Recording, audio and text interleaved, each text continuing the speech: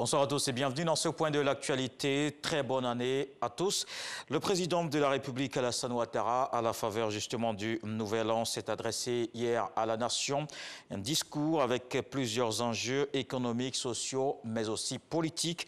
Reprise des discussions, consolidation de la paix, justice sont entre autres quelques sujets abordés par le chef de l'État. Voici ce qu'on retient en politique avec Michel Digré. Nous abordons tous l'année qui s'annonce avec beaucoup d'espérance. De l'espoir pour la Côte d'Ivoire, au-delà d'une phrase, c'est un vœu cher au président de la République, Alassane Ouattara, à l'endroit de tous les Ivoiriens éprouvés par 12 longs mois pénibles au plan politique. La paix et la cohésion sociale dans notre beau pays ont été mises à l'épreuve à la faveur de l'élection présidentielle du 31 octobre 2020. Les violences consécutives à l'appel à la désobéissance civile de certains partis de l'opposition se sont hélas soldées par des pertes en vie humaine, des blessés et des dégâts matériels importants. Bien évidemment, la justice fera son travail afin que les responsabilités soient situées et la loi sera appliquée dans toute sa rigueur. Je voudrais à nouveau m'incliner devant la mémoire des 87 victimes de ces violences et exprimer toute ma compassion à leurs familles. La solidarité de l'État continuera de leur être manifestée. L'État se souviendra également et encore pour longtemps de deux de ses fils illustres tombés au champ d'honneur. J'ai notamment une pensée pieuse pour feu le Premier ministre Amadou Gon Coulibaly et feu le ministre de l'administration du territoire et de la décentralisation, Sidiki Diakité, qui ont tous deux été des artisans en première ligne dans l'organisation de ces élections. Deux personnalités qui auront marqué le dialogue politique initié entre le gouvernement et l'opposition. Pour 2021, le chef de l'État réitère sa volonté de rassembler toutes les filles et fils du pays. J'attache du prix au dialogue.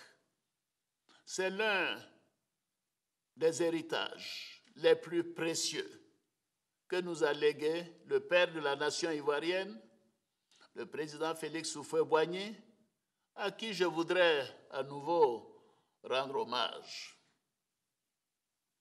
Afin de consolider la cohésion nationale et la réconciliation politique, j'ai nommé un jeune issu du PDCI-RDA comme ministre en charge de la réconciliation nationale. J'ai aussi instruit le Premier ministre Ahmed Bakayoko de relancer le dialogue politique avec l'opposition et la société civile. Les discussions se sont déroulées du 21 au 29 décembre dernier en vue de la préparation des prochaines élections législatives qui doivent avoir lieu impérativement au mois de mars 2021. Je salue l'adhésion de toutes les parties concernées à ce processus, qui a enregistré la participation de tous les partis et groupements politiques, ainsi que de la société civile.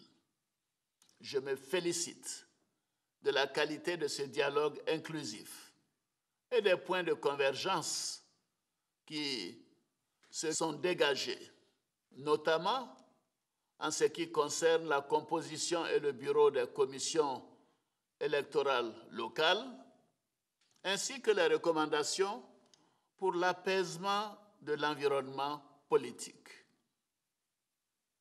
Je note la décision de mettre fin au mot d'ordre des désobéissances civiles, annulant ainsi le CNT et le boycott actif. Je me réjouis de la mise en liberté sous contrôle judiciaire de certains inculpés détenus à titre préventif dans le cadre des procédures judiciaires ouvertes pour complot et atteinte à l'autorité de l'État commis à l'occasion de l'élection présidentielle du 31 octobre 2020. Le président de la République rappelle qu'au cours de ce mandat, la priorité sera donnée à la consolidation du triptyque paix, sécurité, cohésion à travers le renforcement des institutions, de la justice, de la réconciliation nationale et de la culture du vivre ensemble. Merci d'avoir suivi ce point de l'actualité. Je vous donne rendez-vous à 20h pour la grande édition.